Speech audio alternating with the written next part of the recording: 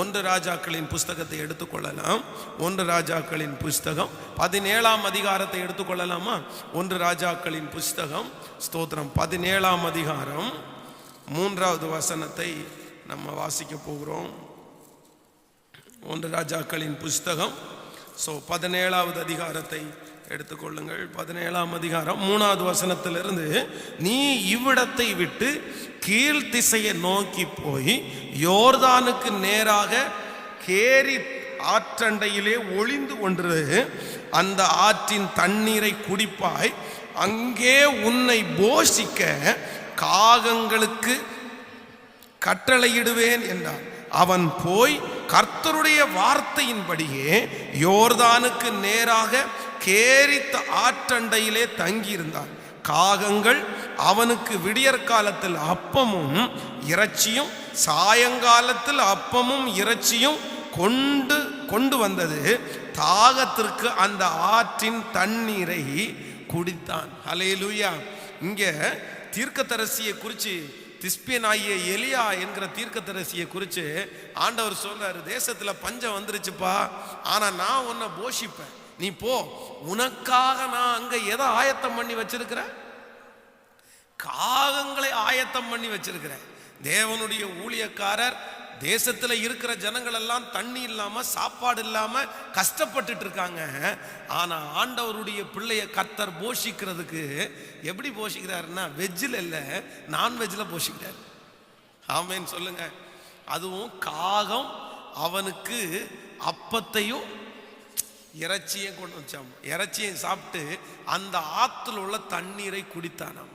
இப்ப திடீர்னு பாத்தீங்க அப்படின்னா அங்க பஞ்சமா இருக்கிறதுனால ஆத்தினுடைய தண்ணி வத்தி போயிருச்சு. இப்ப குடிக்கிறதுக்கு என்ன இல்லை?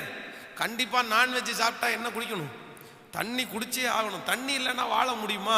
உடனே ஆண்டவர் சொல்றாரு, நீ ஒன்றும் பயப்பட வேண்டிய அவசியம் இல்லை, அங்கேருந்து கிளம்பி நீ இன்னொரு இடத்துக்கு போ, அங்கேயும் உன்னை போஷிக்கிறதுக்கு நான் யாரை வச்சிருக்கிறேன்னு வாசிங்க. அந்த இடத்துல வாசிக்கும் போது 8வது வசனம், அப்பொழுது கர்த்தருடைய வார்த்தை அவனுக்கு உண்டாயிற்று.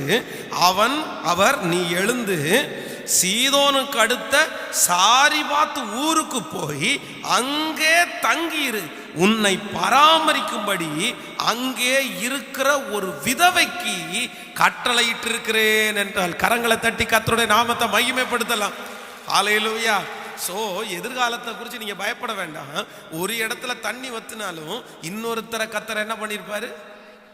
ஆமோதிக்கிறீங்களா இல்லையா? ஹல்லேலூயா. ஆண்டவருடைய பிள்ளைகள், எதிர்காலத்தை குறித்த பயம் உங்களுக்குள்ள வரும்போது நீங்க பயப்பட வேண்டிய அவசியம் இல்லை. என் எதிர்காலத்துல நான் ஆசீர்வதிக்கப்படுறதற்கு கர்த்தர் ஒன்றை ஆயத்தம் பண்ணி வைத்திருக்கிறார். ஹல்லேலூயா. ஆண்டவரே, என்னுடைய கண்கள் காணட்டும், ஆண்டவரே என் கண்கள் சீக்கிரமாய் காணட்டும், நான் விசுவாசிக்கிறேன்ப்பா, எனக்காக நீர் ஆயத்தம் பண்ணி வைத்திருக்கிறேன். தீர்க்கதரிசிக்காக ஆயத்தம் பண்ணுவீரே, ஆனால் அவர் ஒரு காலம் முடிஞ்சு இன்னொரு காலத்துல நீ கவலைப்படாம இருக்கிறதற்கு கர்த்தர் ஆயத்தம் பண்ணி வைப்பாரே, ஆனால் நமக்கும் அப்படியே செய்ய கர்த்தர் வல்லவராக இருக்கிறார். கைகளை உயர்த்தி ஒரு ஹல்லேலூயா சொல்லுங்க. நீங்கள் தாவீதுனுடைய வாழ்க்கையை எடுத்து பாருங்கள். தாவீது பல இடங்களிலே அவன் போனான், பல இடங்களிலே அவனோடு கூட போராடினார்கள். ஆனா தாவீது போன இடத்துலெல்லாம் ஆண்டவர் ஒரு உதவியை அவனுக்காக கர்த்தர் வைத்திருந்தார். அவனுக்கு கர்த்தர் ஆயத்தம் பண்ணி வைத்திருந்தார். அவன் தங்குறதற்கு சிங்கம் இல்லாத ஒரு கெபிய கர்த்தர் ஆயத்தம் பண்ணி வச்சிருந்தார். அவன் தங்குவதற்கு அந்நிய நாட்டை கர்த்தர் அதற்கு தகுந்த மாதிரி ஆயத்தம் பண்ணி வச்சிருந்தார். அவன் ஒரு கத்தி தேவைப்படுதுன்னு சொல்லும் போது ஒரு கத்திய கர்த்தர் அவனுக்கு ஆயத்தம் பண்ணி வச்சிருந்தார். அவனுக்கு சாப்பாடு தேவைப்படும் போது ஒரு நாட்டினுடைய ஸ்திரீயை வரவழைச்சு கர்த்தர் அவனுக்கு சாப்பாடு கொடுத்தார். அந்த தேவன் தான் இன்றைக்கும் உங்களையும் எனக்கும் தேவனுமா இருக்கிறார். இதுவரையிலையும் அவர் நமக்கு ஆயத்தம் பண்ணி வைத்திருந்ததை நம்ம பார்த்தோம். இதுவரைக்கும் நீங்களாக நடந்து வரவில்லை. உங்களுக்கு எந்தெந்த காலத்தில் எவ்வளவு தேவைப்படுகிறதோ கர்த்தர் நமக்கு ஆயத்தம் பண்ணி இருந்ததை கொடுத்தாரா இல்லையா? சொல்லுங்க, கொடுத்தாரா இல்லையா? இதுவரையிலும் உன்னை நடத்தின கர்த்தர் இனியும் உன்னை நடத்த வல்லவராய் இருக்கிறார்.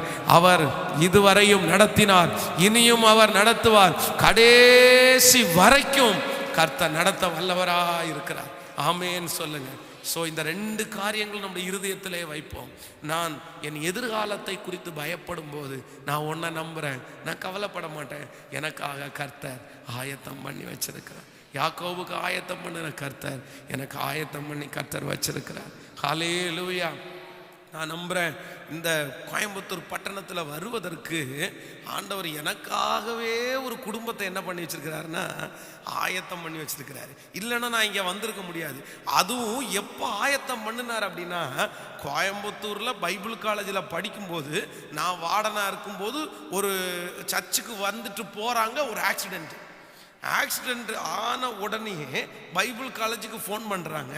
ஃபோன் பண்ண உடனே அந்த ஃபோனை நான் தான் அட்டன் பண்ணி 3 நிமிஷத்துக்குள்ள அந்த ஆக்சிடெண்ட் நடந்த ஸ்பாட்டுக்கு போயிட்டேன்.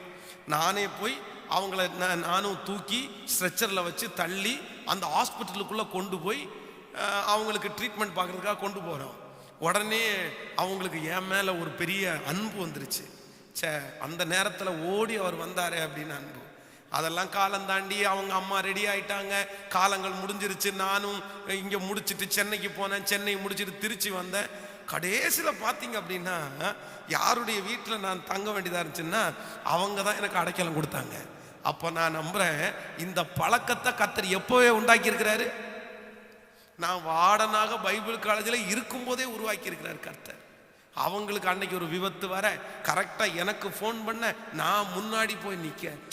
எவ்வளோ நல்லவர் ஆண்டவர். அப்போ இந்த இடத்துல ஊழியக்காரனாய் என்னை கொண்டு வருவதற்கு கூட ஆண்டவர் ஒரு வீட்டை ஆயத்தப்படுத்தினாரா, ஒரு குடும்பத்தை ஆயத்தப்படுத்தினாரா. அந்த தேவனாகிய கர்த்தர் இன்று உங்களுக்கு சொல்லுகிறார், எதிர்காலத்தை குறித்து பயப்படாத தேவ பிள்ளையே, பயப்படாதீங்க. உங்களுக்கு தேவையானதை கர்த்தர் ஆயத்தம் பண்ணி இருக்கிறார். நீங்கள் நம்புகிறது அவராலே வரும். அவர் கொண்டு வந்து சேர்க்க வல்லவராக இருக்கிறார். என் பிள்ளையை நான் எப்படி படிக்க வச்சுவேன், என் பிள்ளையை நான் எப்படி கரை சேர்த்துவேன் என்றெல்லாம் பயப்படுகிறீர்களா?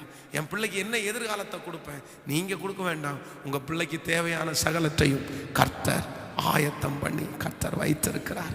ஹல்லேலூயா. நம்புறேன்னு எத்தனை பேர் சொல்றீங்க? என் எதிர்காலம் கர்த்தருடைய கரத்திலே இருக்கிறது. சொல்லுங்க எல்லாரும் கையை மேல உயர்த்தி, என் காலங்கள் உம்முடைய கரத்திலே. தேவ மனுஷன் சொன்னது போல சொல்லுங்க, என் எதிர்காலம் உம்முடைய கரத்திலே இருக்கிறது. என் பிள்ளையினுடைய எதிர்காலம் உம்முடைய கரத்திலே இருக்கிறது. தேவ பிள்ளையே, உங்களுடைய எதிர்காலம், உங்கள் பிள்ளையினுடைய எதிர்காலம் கர்த்தர் கரத்திலே இருக்கிறது, நம்முடைய கரத்திலே அல்ல. ஆமென் சொல்லுங்கள். எல்லாரும் அப்படியே எழும்பி தேவ சமூகத்தில் முன்பாய் கடந்து வந்து, தேங்க்யூ ஜீசஸ், நன்றி ஆண்டவரே, நம்முடைய காலங்கள் கர்த்தருடைய கரத்திலே இருக்கிறது. ஹல்லேலூயா. நம்முடைய பிள்ளைகளுடைய காலங்கள் யாருடைய கரத்தில் இருக்குது? ஆமோதிக்கிறீங்களா இல்லையா? இன்னைக்கு நீங்க நோயாளியா பார்த்த பிள்ளை சாகிற வரைக்கும் நோயாளியா இருக்கும் நீங்க ஏன் நினைக்கிறீங்க? இல்ல உங்களுக்கு வந்திருக்கிற வியாதி அவனுக்கு வரும்னு நீங்க ஏன் நினைக்கிறீங்க? அப்படியெல்லாம் இல்லை, அப்படியெல்லாம் இல்லை. அவங்களுக்கு நல்ல ஃபியூச்சரை கர்த்தர் வச்சிருக்கிறார். இன்னைக்கு உங்களுக்கு இருக்கிறது சாகிற வரைக்கும் உங்களுக்கு தொடரும்னு நீங்க ஏன் நினைக்கணும்? அப்படியெல்லாம் இல்லை. ஆண்டவர் நினைச்சாருன்னா இன்னைக்கு சர்ச்சில் இருந்து வீட்டுக்கு போறதுக்கு உள்ளேயே உங்க நிலைமைகளை மாற்றுறதுக்கு கர்த்தர் வல்லவரா இருக்கு. முடியுமா? முடியாது. ஆண்டவருக்கு அதெல்லாம் பெரிய விஷயமே இல்லை. அதனால ஆண்டவருடைய பிள்ளைகள், உங்க நிலைமையை பார்த்து நீங்க சோர்ந்து போகாதீங்க. ஆண்டவர் எப்போ வேணுமென்னாலும் சூழ்நிலையை கர்த்தர் மாற்றுவார். எனக்கு இன்னைக்கு இப்படிப்பட்ட சூழ்நிலை இருக்கு, நான் என்ன எதிர்காலம், இப்படியே போனால் என் வாழ்க்கை என்ன? அப்படியெல்லாம் இல்லை. ஆண்டவருக்கு மட்டும் பிரியமா வாழுங்க, ஆண்டவரோட நெருக்கமா வாழுங்க, ஆண்டவரை சார்ந்து கொள்ளுங்க. சோதனைன்றது விசுவாச பரீட்சை உங்களுக்கு வரும். கர்த்தர் விசுவாச பரீட்சையை உங்களுக்கு கொடுப்பார், உங்களை சோதிச்சு பார்ப்பார். எதுவுமே நடக்காதது மாதிரி இருக்கும், ஆனா நீங்க மறுதலிக்க கூடாது. நீங்க ஆண்டவரை உறுதியாய் பற்றி பிடிக்கணும். ஆண்டவரை ஆசீர்வாதத்திற்காக உங்களை பற்றி பிடிக்கல, நீர் உண்மை உள்ள தேவன் என்கிறதற்காக உங்களை பற்றி பிடிக்கிறேன் அப்படின்னு நீங்க ஆண்டவரை நெருங்கிட்டே இருக்கணும், விட்டுறவே கூடாது. அந்த பரீட்சை முடியும் பாருங்க, அதுக்கப்புறம் கர்த்தர் உங்களுக்காக ஆயத்தம் பண்ணி இருக்கிறத உங்க கண்ணுக்கு கர்த்தர் காண்பிப்பார். அதனால இன்று இருக்கிற நிலைமை நாளைக்கு உங்களுக்கு வரும்னு நீங்க நினைக்க கூடாது. ஆண்டவர் எப்பவும் மாற்ற 10 பேர் சொல்லியிருக்கலாம் இந்த நிலைமை உனக்கு மாறாதுன்னு. இல்ல, கர்த்தர் மாற்ற வல்லவரா இருக்கிறார். கையை மேல உயர்த்தி நம்புற ஆண்டவரேன்னு சொல்லு. எல்லாரும் கண்களை மூடி சத்தத்தை உயர்த்தி சொல்லுவோம். அப்பாவை பார்த்து, ஆண்டவரே, நீர் எனக்கு ஒரு நல்ல எதிர்காலத்தை வைத்திருக்கிறீர், நான் நம்புகிறேன். S Lord, price. என் பிள்ளைக்கு ஒரு எதிர்காலத்தை வைத்திருக்கிறீர். என் நிலைமை நீடிக்காது. என்னை தூக்குவீர், என்னை நிறுத்துவீர், என்னை அலங்கரிப்பீர், என்னை சாட்சியாக நிறுத்துவீர். சத்தத்தை உயர்த்தி ஜெபிச்சுட்டே இருங்க. ரம்தல ஷோகார போர ஹதரரமா. இயேசு பெரியவர், இயேசு பெரியவர், இயேசு பெரியவர். ராஜாதி ராஜாவே, ஹல்லேலூயா. இதோ உன் பிள்ளையினுடைய எதிர்காலம் கட்டப்படுகிறது. இன்று உன் பிள்ளை புறக்கணிக்கப்பட்டவன் தான். இன்று உன் பிள்ளை உருப்படாதவன் என்று பேர் வாங்கினவன் தான். இன்று உன் பிள்ளை நிலைவரம் இல்லாதவன் தான். ஆனால் கர்த்தர் நல்ல ஒரு எதிர்காலத்தை உன் பிள்ளைக்கு கர்த்தர் வைப்பாராக. இயேசுவே, நான் நம்புறேன். இயேசுவே, நான் விசுவாசிக்கிறேன். ஹல்லேலூயா.